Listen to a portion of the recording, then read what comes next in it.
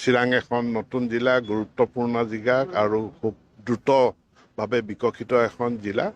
আৰু এই চিৰাং জিলাত এটা জনজাতি জিৰণি ঘৰ আমি আৰ্টিকল 275 ট্ৰাইবেল এফেয়াৰ্ছ ডিপাৰ্টমেণ্টৰ তাৰ অধীনত আমি 2 কোটি টকাৰ আবণ্টন দিছোঁ।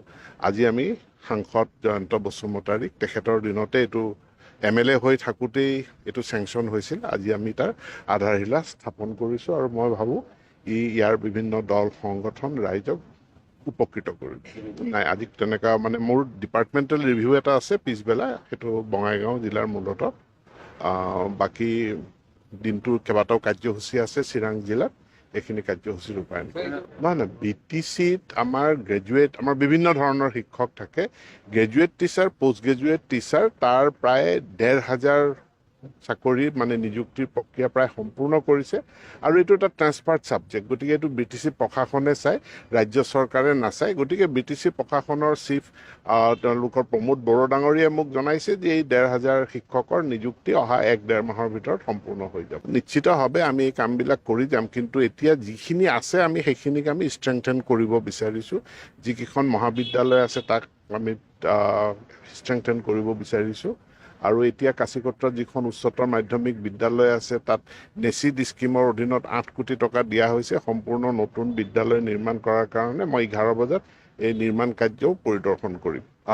চিৰাং এখন নতুন জিলা, গুৰুত্বপূৰ্ণ জিলা আৰু খুব দ্ৰুতভাৱে বিকশিত এখন জিলা।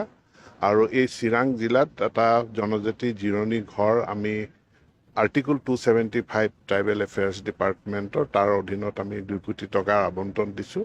আজি আমি সাংসদ জয়ন্ত বসুমতাৰীক তেখেতৰ দিনতে এইটো MLA হৈ থাকোঁতেই এইটো চেংচন হৈছিল। আজি আমি তাৰ আধাৰশিলা স্থাপন কৰিছোঁ আৰু মই ভাবোঁ ইয়াৰ বিভিন্ন দল সংগঠন ৰাইজক উপকৃত কৰিব।